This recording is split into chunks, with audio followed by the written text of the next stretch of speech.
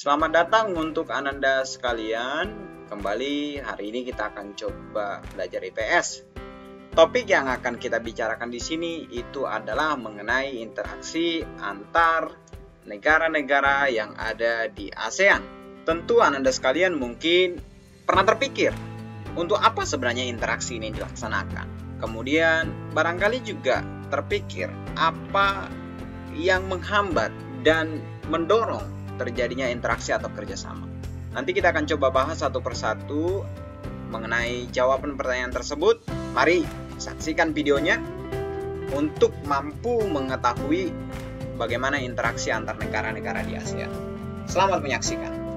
Yang pertama sekali, Ananda sekalian, kita akan coba melihat faktor pendorong dari kerjasama. Yang pertama itu adalah faktor kesamaan sumber daya alam.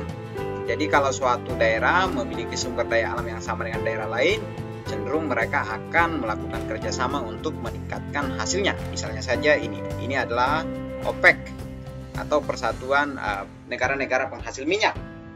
Nah, yang kedua itu adalah karena perbedaan. Nah, perbedaan sumber daya di setiap negara melahirkan kerjasama. Misal Indonesia penghasil beras, kemudian Singapura tidak menghasilkan beras.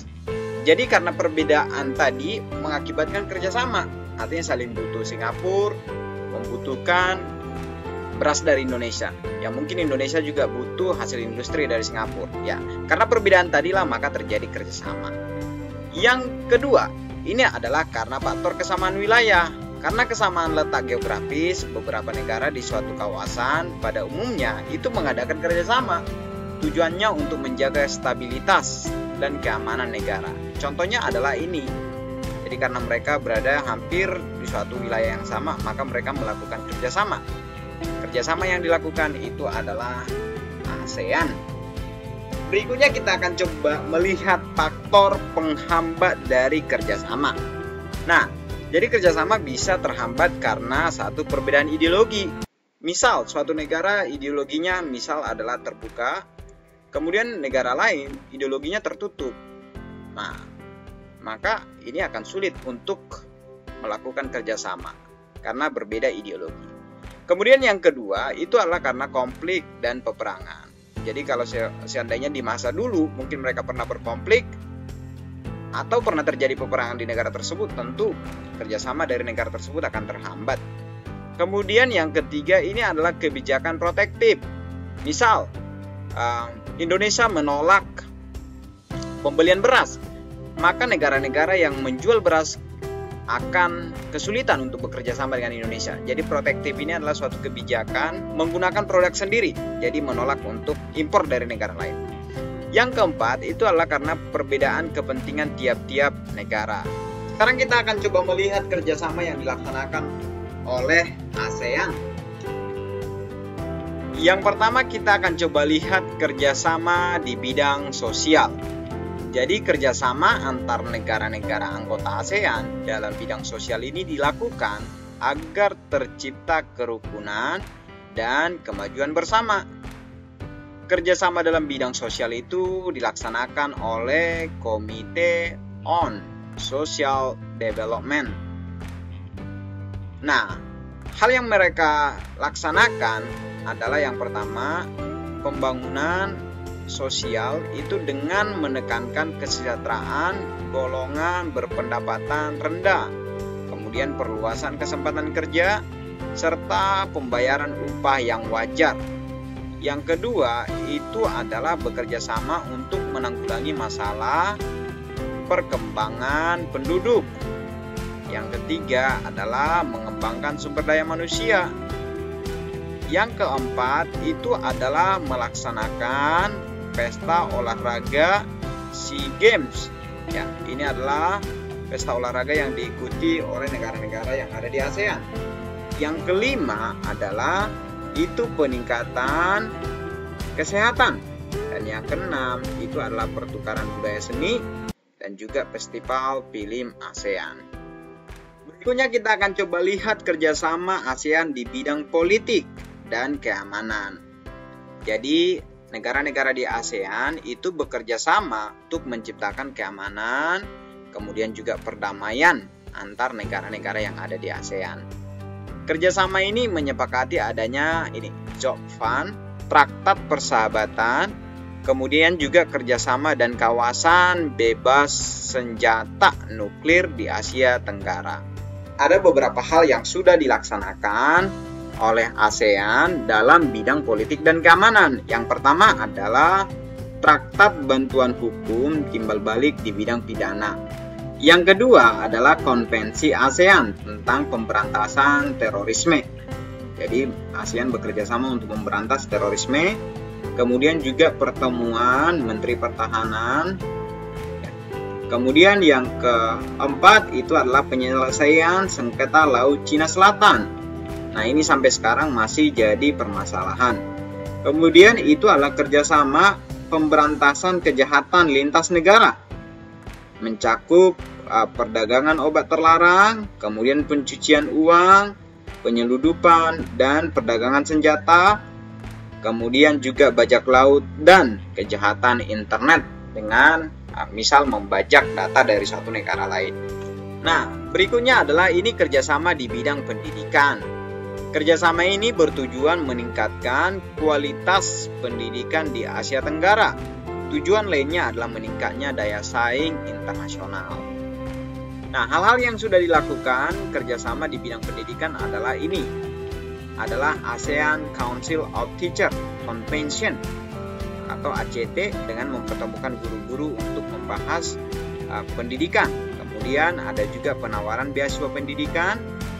Yang ketiga itu adalah negara ASEAN memanfaatkan beasiswa untuk belajar di berbagai universitas yang ada di ASEAN, kemudian juga di Jepang, dengan biaya yang diberikan oleh ASEAN Japan Scholarship Fund. Itu adalah dana beasiswa ASEAN Jepang. Kemudian yang berikutnya itu adalah Olimpiade di bidang pendidikan. Ini sering diadakan pada taraf regional Asia Tenggara. Ya, contoh Pertamina menyelenggarakan Olimpiade Sains Nasional pada tahun 2015. Lalu bagaimana pengaruh interaksi antar ruang itu terhadap ekonomi, sosial, dan budaya?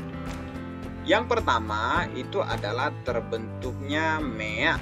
Jadi MEA ini adalah singkatan dari Masyarakat Ekonomi ASEAN, yang mana ini bertujuan untuk memudahkan penjualan barang antar negara-negara yang ada di ASEAN. Jadi dengan adanya MEA ini, perdagangan antar negara itu lebih mudah, ya. Kemudian juga yang kedua itu dibentuknya pasar tenaga kerja. Jadi pekerja dari Indonesia itu lebih gampang bekerja di luar negeri yang regional ASEAN. Begitu juga negara-negara yang ada di ASEAN lain lebih gampang bekerja di Indonesia.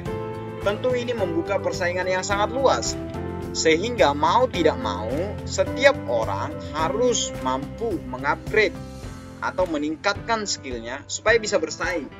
Karena sekarang persaingan tenaga kerja terbuka begitu lebar.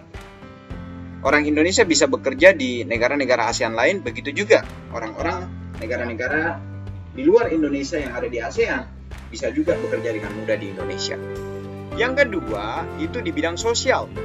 Nah, ini adalah perpindahan manusia perahu dari Myanmar. Jadi akibat ada interaksi, maka ada empati dan juga simpati. Nah, bagaimana orang-orang yang ada dari Myanmar yang boleh dibilang hidup menderita di sana, dan mereka coba mengungsi ke negara lain atau ke daerah lain, dan Indonesia sebagai negara tetangga yang bekerja sama menerima kondisi atau keberadaan mereka. Yang ketiga, di bidang budaya itu adalah melakukan kegiatan-kegiatan kebudayaan seperti Festival Budaya ASEAN. Nah, kita bisa lihat ini diikuti oleh negara-negara yang ada di ASEAN, mereka mempromosikan budaya masing-masing negara. Kemudian perkembangan budaya serumpun yang ini biasanya dilaksanakan oleh Malaysia, kemudian Brunei dan juga Indonesia. Kemudian juga industri musik. Nah, kalau pengaruh interaksi antar ruang terhadap politik, itu yang pertama adalah sengketa perbatasan wilayah. Nah, ini sampai sekarang menjadi masalah. Khususnya perbatasan Laut Cina Selatan, kemudian juga beberapa daerah Indonesia yaitu Natuna. Berikutnya adalah ini mengenai pekerja migran. Jadi akibat interaksi ini, maka pekerja migran ini harus dibuat aturan yang jelas, kemudian juga gaji yang jelas, beban kerja yang jelas. Jangan sampai pekerja bekerja begitu lelah tetapi tidak sesuai dengan usahanya atau kerja kerasnya. Yang berikutnya itu di bidang pendidikan. Nah, kualitas pendidikan dan lulusan yang kompeten mengubah paradigma pendidik di setiap negara. Objek pelajaran, metode, kemudian guru yang kompeten menjadikan masyarakat negara-negara ASEAN, terutama pelajar, akan mengakses informasi dan belajar untuk meningkatkan pendidikannya. Ini adalah meningkatkan kerjasama ASEAN.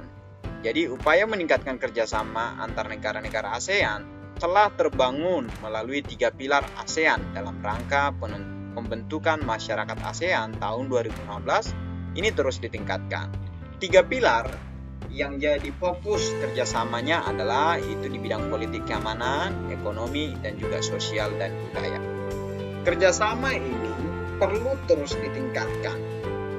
Masing-masing negara harus memiliki sikap kekompakan, kemudian juga konsistensi, keterbukaan, kemudian rasa kekitaan atau rasa persaudaraan, saling menghormati, kemudian kesetiakawanan sosial, serta dinamis dalam menjalani kerjasamanya. Nah, itulah beberapa hal yang dilaksanakan oleh ASEAN terkait kerjasama dan juga pengaruh kerjasama tersebut dalam berbagai bidang kehidupan. Terima kasih telah menyaksikan video ini.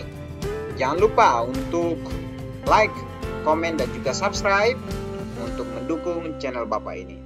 Terima kasih.